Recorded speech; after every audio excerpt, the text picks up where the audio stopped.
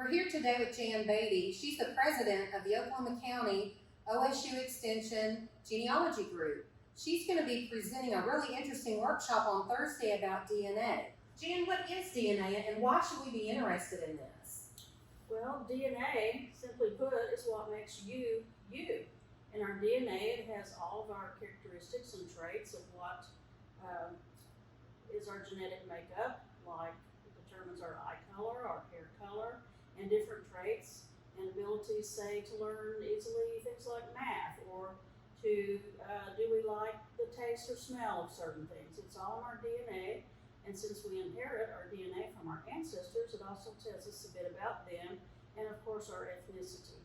Well, that's really interesting. You know, a lot of times now in school, kids are getting an assignment to do a family tree project.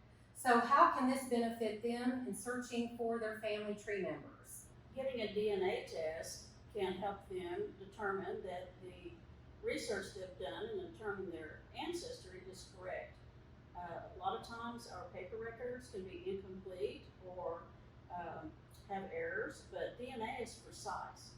So what you find out with DNA is true, and it can help the students solve some of those family legends they have. Perhaps they think they have Native American ancestry, or they want to know, I think my ancestors come from Holland, and the DNA test can tell you that. The only downside to that is it usually takes 8 to 12 weeks to get those results back, so they may not be able to finish their project in time if they're waiting on their results. But it's a fun way to add to their project. DNA testing is really popular right now. How do we know which test is the best one to buy?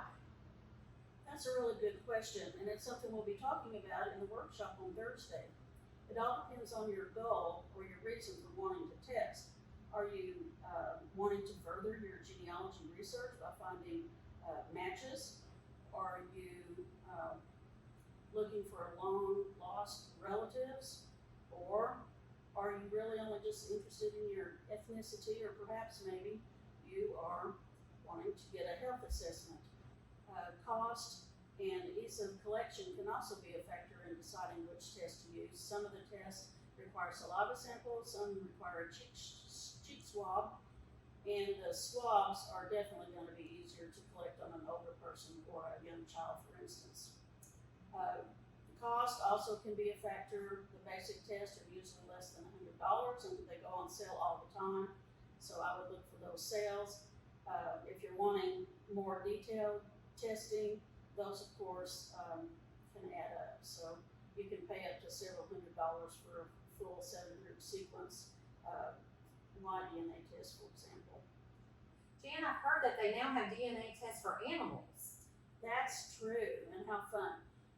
You can order a test for your dog, for your cat, even for birds, and they tell you much the same as a regular DNA test would tell you. They can tell you if your dog is susceptible to perhaps developing hip dysplasia, or maybe your cat is susceptible to feline leukemia. They can tell you coat and eye color.